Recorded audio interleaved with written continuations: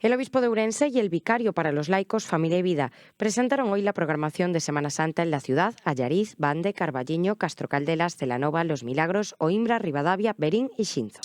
Que a Semana Santa non é só un tempo do calendario,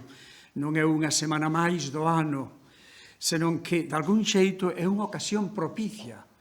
para aprofundar na nosa fe, reflexionar sobre os valores que nos unen e fortalecer os lazos de comunidade que nos constitúe a cada un de nós. A Semana Santa ofrécenos a oportunidade de contemplar e conmemorar momentos e misterios centrais da nosa fe. Comenzará el próximo miércoles en la iglesia de Santa Eufemia con la lectura del pregón de la Semana Santa por parte del reverendo don Óscar Martínez Camaño, delegado episcopal para el Jubileo 2025 y párroco de Verín. Son moitos e moitas as celebracións, os actos devocionais e as procesións que durante os próximos días terán lugar na nosa xeografía diocesana.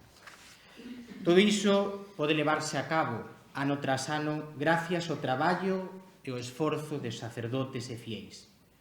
Por iso, ademais de agradecer ás autoridades públicas o seu traballo e a súa colaboración, como xa fixo o noso obispo,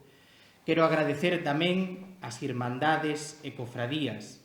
da toda a Igrexa diocesana, así como a todos os fiéis laicos que de forma desinteresada colaboran nas nosas comunidades parroquiais. Terminará el domingo de Pascua con la procesión del encuentro con la imagen de Santa María Nay, patrona de la diócesis, desde su templo hasta la catedral, para dar paso posteriormente a la procesión del desplante.